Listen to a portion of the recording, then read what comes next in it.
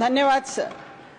Sir, ये bill दावा कर रहा है कि वक्फ संपत्तियों के व्यवस्थापन को रिफॉर्म, एम्पावर और डेवलप कर रहा है।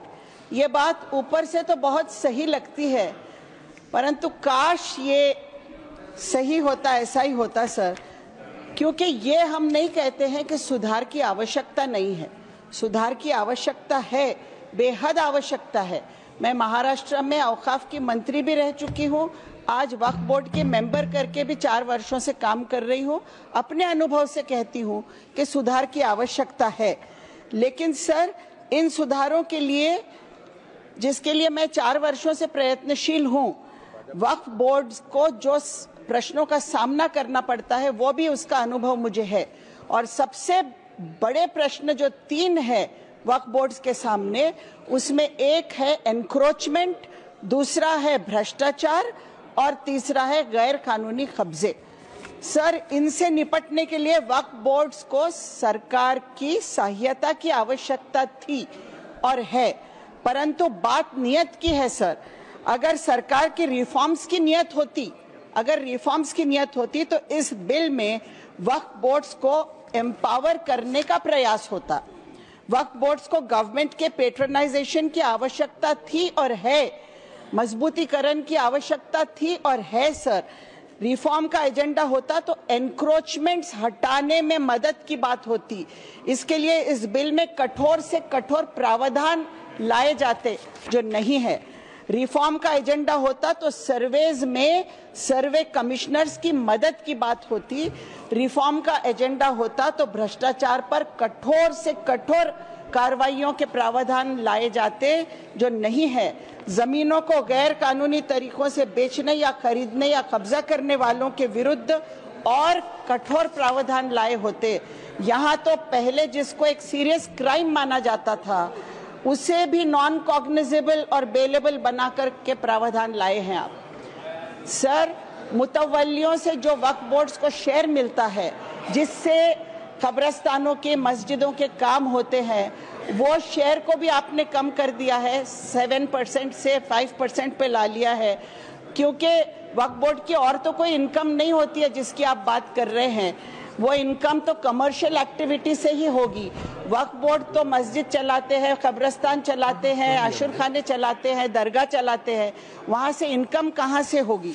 सर, अगर वक्फ बोर्ड्स को आप सशक्त करना चाहते थे तो ऑफिसेस की बात होती, इंस्टीट्यूशनल सपोर्ट देने की बात होती, स्टाफ देने की बात होती, लेकिन उनकी स्वायत्तता छीने बिना, परंतु उनकी ऑटोनॉमी अबाधित रहने देते हुए अगर करते तो कोई बात थी सर। ऑटोनॉमी छीन कर आप कर रहे हैं बात, तो इसकी कोई वैल्यू नहीं है। क्योंकि सर, अगर मुझे मेरा घर चलाने में कुछ कठिनाई आ रही है तो आप ये नहीं कर सकते कि मदद के तौर पर आओ, हम आके आपके घर का मालिक बन जाते हैं क्योंकि आप अपने घर में कठिनाई आपको हो रही है घर चलाने में। तो उस तरह की बात यहाँ हो रही है। सवाल यह है सर कि क्या नॉन कम्युनिटी मेंबर्स बोर्ड्स पर लाए जाने से बोर्ड्स एम्पावर हो जाएंगे? क्या लॉजिक है इस बात की? सर, आप कहते हैं कि वक्फ बोर्ड्स धार्मिक संस्था ही नहीं है। आपने कहा कि धार्मिक संस्था ही नहीं है। मस्जिदों का, दरगाहों का, कब्रस्तानों का, आशुर खानों का व्यवस्थापन करने वाले धार्मिक संस्था नहीं है। जो वक्फ बोर्ड की जमीन लोगों ने डोनेट किए हैं रिलीजियस पर्पस के लिए, वो व्यवस्थापन धार्मिक नहीं है। ये सोच भी कमाल की है सर। आप मुझे बोलने देंगे? एक तो आपने आखिर में मेरा नंबर लाया सर, और आप घंटी बजा रहे हैं। प्लीज मुझे बोलने दीजिएगा सर, ये बात अन्यायकारक है। मैडम, जहां नाम सर, है, आप please 1 minute please consider sir. जहां सूची में नाम है मैडम, मैं वही पुकार सकता हूँ। जो समय लिखा है उसका मैं पालन करता हूँ। प्लीज, नाम नीचे आता गया मेरा sir. Please conclude please. Madam, please seat पर बैठकर न बोले, जहां पर नाम सूची में वही मैं बुला रहा हूँ। प्लीज सर, आप कंक्लूड करें। मुझे बोलने दीजिए सर, प्लीज। हाँ, बोलिए, कंक्लूड करिए। वक्फ जमीनों का सबसे बड़ा एनक्रोचर कौन है, ये मैं पूछती हूँ। सच्चर कमेटी की रिपोर्ट के अनुसार वक्फ बोर्ड का सबसे बड़ा एनक्रोचर स्टेट गवर्नमेंट स्वयं है सर, और आपने एनक्रोचर को ही फैसला करने का अधिकार दे दिया है। क्या इससे न्याय मिल जाएगा धार्मिक संस्थाओं को सर? सर, एम्पावर हो जाएंगे धार्मिक संस्थाएं? ये मेरा सवाल है। सर्वे कमिश्नर्स को मजबूत बनाने के लिए उनको और रिसोर्सेज देने चाहिए था, लेकिन वक्फ प्रॉपर्टीज को कंट्रोल करने का सीधा अधिकार आप सरकार को दे रहे हैं। ये क्या ये अन्यायकारक नहीं है? सब बचपन में एक कहानी सुनी थी कि एक भेड़िया सर बकरे की खाल ओढ़कर शिकार करता है। मुझे वो कहानी आज याद आ रही है। सर प्लीज मुझे बोलने दीजिए। मैं बोलने दे रहा हूँ आपको। कंक्लूड अनएंडिंग टाइम नहीं दे सकता, अनएंडिंग टाइम नहीं दे सकता। प्लीज नहीं बजाएंगे सर। ये बिल सुधार नहीं बोल के खुद एक तरीके का एनक्रोचमेंट है माइनॉरिटीज के अधिकारों पर, माइनॉरिटीज के संवैधानिक अधिकारों पर। सर, आर्टिकल 14 से 30 तक के हर आर्टिकल का उल्लंघन हो रहा है इस बिल में सर। माइनॉरिटीज में केवल मुस्लिम्स नहीं है, क्रिश्चियंस है, सिख्स है, बुद्धिस्ट है, पारसी है, सब है सर। आज मुस्लिम्स की बारी है, कल क्रिश्चियंस की आएगी, परसों बुद्धिस्ट की आएगी। सर, मैं ये पूछना चाहती हूँ कि आप गरीब मुसलमानों के फायदे की बात कर रहे हैं, ये चर्चा हो रही है, किस तरह करोगे सर? जिस तरह सेना के लिए आरक्षित जमीन 13,000 एकड़ जमीन आरक्षित जो है 50 वर्षों से, वो जमीन आपने अडानी जी को दे दिया, बाबा रामदेव को दे दिया, आपने रवि शंकर को दे दिया। उसी तरह आप भला करोगे मुसलमानों का, गरीब मुसलमानों का? किस तरह करोगे? मुसलमानों को आप क्या दोगे इसमें से? क्या आप इन जमीनों को बड़े बड़े पूंजीपतियों को देकर उसमें से इनकम निकालोगे? आज आपके पास बजट है, आप उस बजट में से मुसलमानों का भला करिए।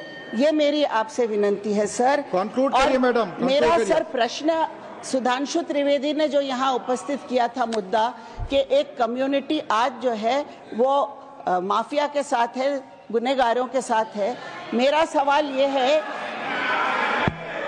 सर, उस पर कह चुके आप। कंक्लूड करिए सर, कंक्लूड करिए। मेरा सवाल है, बिल्किस बानो के बलात्कारियों का साथ कौन दे रहा है आपके लिए? क्या वो फरिश्ते हैं?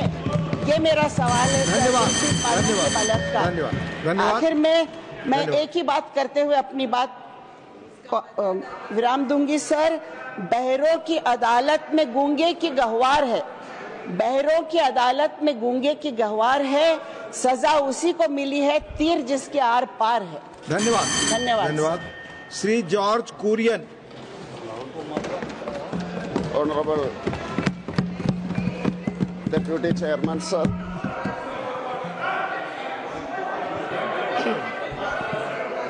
बात कर ले, आप बात कर लो जी। हाँ Sukhendu second. Under rule 29, Rule 29, Rule 29(1), it says, a list of business for the day shall be prepared by the Secretary General, etc. Now the list of business for 3rd April was prepared by the Secretary General, then a revised list of business, thereafter a supplementary list of business, all dated 3rd April. We are now on 4th April. There is no list of business for 4th April. Thank you. There is no list for 4th April. माननीय सदस्यगण, मैंने already honourable chairman ने जो निर्देश दिया था, BSc में जो पढ़ा गया था, ऑलरेडी बता चुका हूं। Again I will refer a different thing. This is Rajya Sabha at work. It's very clearly mentioned. As already stated, a sitting of the House concludes at such time as the chairman may direct. Without going into detail, again I will read a quote. Sitting of the council shall conclude at such hour as the chairman may direct. I have conducted the proceedings and the proceedings and continuing uninterrupted till this bill is concluded. It has been made clear. Thank you. Shri Ramji Lal Suman. Now George Kurian, please. George Kurian. दो बार मैंने स्पष्ट कर दी स्थिति, 2 बार please. George Kurian. I express my gratitude towards Modi ji and Kiran ji for giving this opportunity.